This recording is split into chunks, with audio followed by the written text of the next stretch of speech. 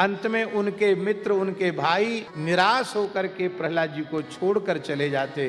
प्रहलाद जी ध्यान की अवस्था में, प्रगाढ़ ध्यान की अवस्था में चले जाते, समाधि लग जाती प्रहलाद जी। कहते इतने छोटे बालक की ऐसी स्थिति कैसी हो गई? कृष्ण ग्रह गृहीतात्मा नवे जगदीदृशम। श्री कृष्ण के अनुग्रह रूपी ग्रह ने उनके चित्त पर ऐसा अधिकार कर लिया था कि उनको शरीर संसार की अनुभूति ही नहीं रहती थी, संसार की शरीर की सुधबुध उनको नहीं रहती। नवेद जगदीदृशम, सबसे भारी ग्रह यही है।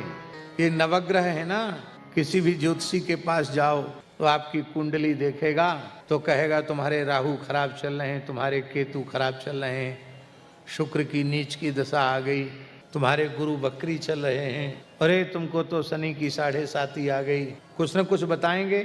पर सब ग्रहों की दशा एक निश्चित अवधि में आती है, फिर उतर जाती है। ढैया दशा होगी तो 2.5 साल में शनि की दशा उतर जाएगी, 7.5 होगी तो 7.5 साल में उतर जाएगी।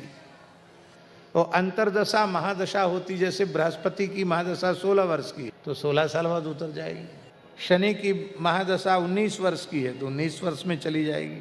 कहने का आशय ये है, महादशाएं भी अपने समय से आती है और समय से चली जाती है, लेकिन किसी भाग्यशाली पर यदि किसी रामग्रह की दशा आ गई, कृष्ण ग्रह की दशा आ गई, नारायण ग्रह की दशा आ गई, तो ये दशा आने के बाद फिर कभी जाती, ये तब तक ही समस्या है। बहुत ध्यान से सुने, ये ग्रहों की समस्या तब तक है जब तक कृष्ण रूपी ग्रह की दशा नहीं आई। इनकी दशा आ जाएगी तो सारे ग्रह दंडवत करके चले जाएंगे। गोस्वामी तुलसीदास जी का पद है, जब जानकी नाथ सहाय करें तब कौन बिगाड़ करे नर।